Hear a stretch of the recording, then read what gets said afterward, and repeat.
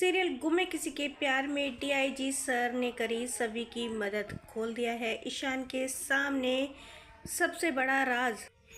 दोस्तों, हम आपको बता दें कि सभी डीआईजी सर के पास जाती है और कहती है कि सर, मुझे आपकी मदद की बहुत ज़्यादा ज़रूरत है। दरअसल मैं यहाँ आपसे राव साहब के बारे में बात करने के लिए आई हूँ।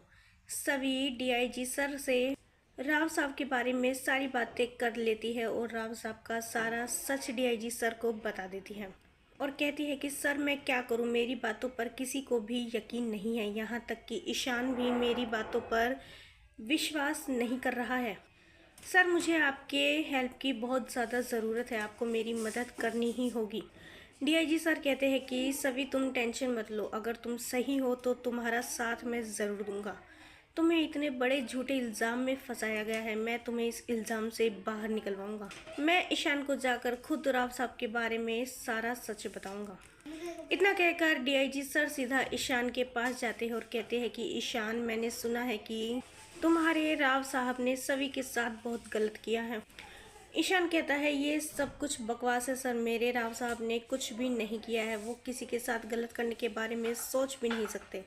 तभी डीआईजी सर कहते हैं कि मैं पूरे सबूतों के साथ कह रहा हूँ कि राव साहब ने ही सभी को झूठे क्वेश्चन पेपर लीक करने के इल्ज़ाम में फंसाया था, और तो और सभी की चाय की दुकान में भी राव साहब ने ही आग लगवाई थी।